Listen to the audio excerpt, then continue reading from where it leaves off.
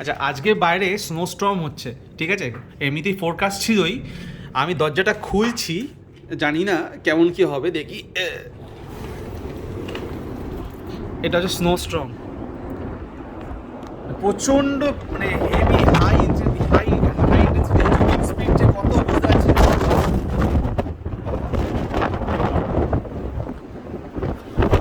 প্রথমে ভেবেছিলাম নিচে গিয়ে শ্যুট করবো, বাট নিচে গিয়ে শ্যুট করলে না বেঁচে ফিরবো না, ওই জন্য উপর থেকেই দেখাচ্ছি যতটা দেখাটা যাচ্ছে। এইবারের মানে টরন্টোতে এই সিজনে এটা প্রথম স্নোস্টর্ম।